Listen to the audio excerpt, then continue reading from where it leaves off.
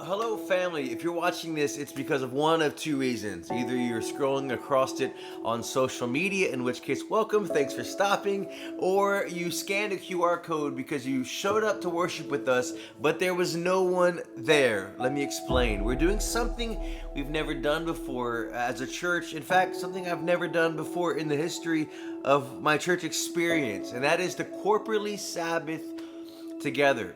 You see, we're really doubling down on this idea of having healthy spiritual rhythms, healthy spiritual practices. And spiritual practices, like anything else, like those guitars you see in the corner, if I want to be a good guitar player, I've got to practice. And in the same ways, if we want healthy spiritual rhythms, we have to practice. And so as a church, we've invited our community to really pull away and Sabbath, to work and connect with God out of rest. Well, the Hebrew word for Sabbath is Shabbat, which just simply means to stop.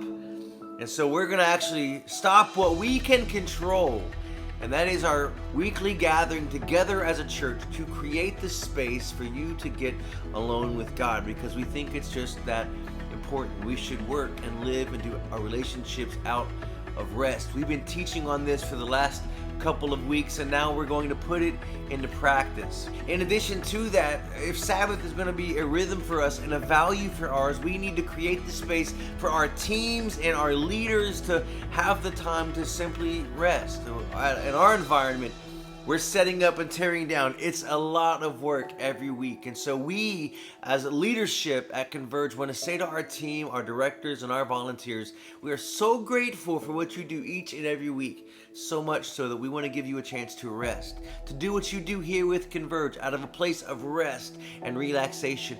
Be with family, take the road trip, sleep in, go take the morning brunch and have a mimosa with your partner or your spouse. These are values to us, and there's a difference in saying these are values and actually demonstrating to our teams this is something that matters to us. So what can you do? Well, come back the first weekend of June so that we can celebrate these Sabbath weekends together. We're going to get right back to business as usual beginning the first Sunday in June. What else can you do? Well, if you've been a part of our services, we've talked about these Sabbath boxes.